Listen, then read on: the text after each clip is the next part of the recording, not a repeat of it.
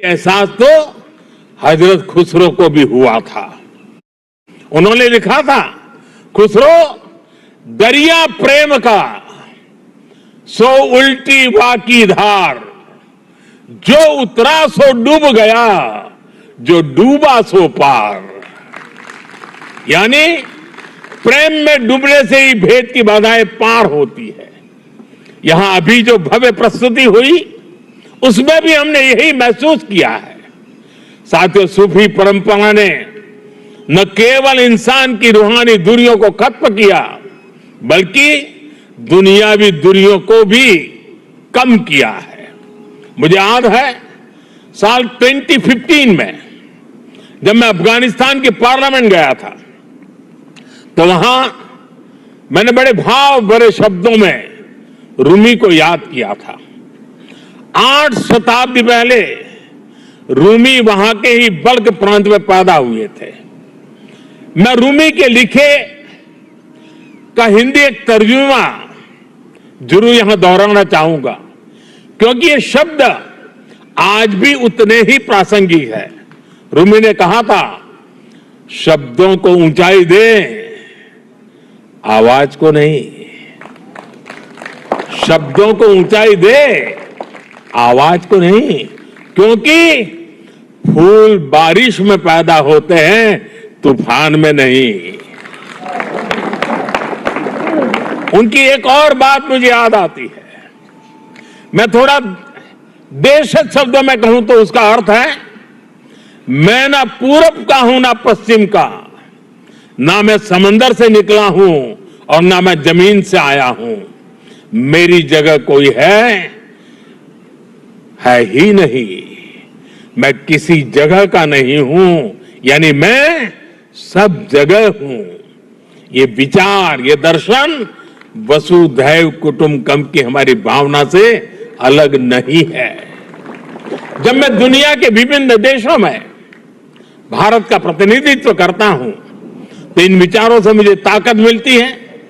मुझे याद है जब मैं ईरान गया था, तो ज्वाइंट प्रेस कॉन्फ्रेंस के समय मैंने वहां मिर्जा गालिब का एक शेर पढ़ा था, जनुनत गर्बे नफ्से गो तमाम अस्त, जे काशी पाबे काशान निमगाम अस्त। यानी जब हम जागते हैं तो हमें काशी और काशान की दूरी केवल आधा कदम ही दिखती है। वाकई आज की दुनिया के लिए, जहां युद्ध मानवता का इतना बड़ा नुकसान कर रहा है, वहां ये संदेश कितने काम आ सकता है। साथियों, हजरत अमीर खुसरो को तृतीय हिंद कहा जाता है।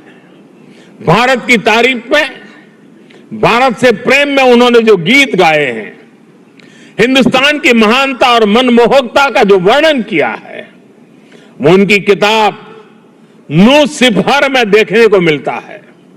हजरत खुसरो ने भारत को उस दौर की दुनिया के तमाम बड़े देशों से महान बताया। उन्होंने संस्कृत को दुनिया की सबसे बेहतरीन भाषा बताया। वो भारत के मनीषियों को बड़े बड़े विद्वानों से भी बड़ा मानते हैं। भारत में शून्य का, गणित और विज्ञान और दर्शन का ये ज्ञान कैसे बाकी दुनिया तक पहुंचा, कैसे भारत का गणित अरब पहुंचकर वहां पर जाकर के हिंदसा के नाम से जाना गया। हजरत खुसरो न केवल अपनी किताबों में इसका जिक्र करते हैं, बल्कि उस पर गर्व भी करते हैं।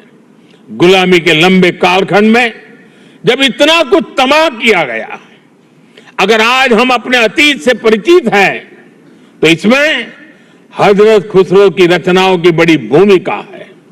साथियों, इस विरासत को हमें निरंतर समृद्ध करते रहना है। मुझे संतोष है जहां खुसरो जैसे प्रयास इस दायित्व को बखूबी निभा रहे हैं, और अखंड रूप से 25 साल तक ये काम करना ये छोटी बात नहीं है। मैं मेरे मित्र को बहुत बहुत बधाई देता हूं। मैं एक बार फिर आप सभी को इस आयोजन के लिए बधाई देता हूं। कुछ कठिनाइयों के बीच भी इस समारोह का मजा लेने का कुछ अवसर भी मिल गया। मैं इसके लिए मेरे मित्र का हृदय से आभार व्यक्त करता हूं। आज मिस्टर पिकलिस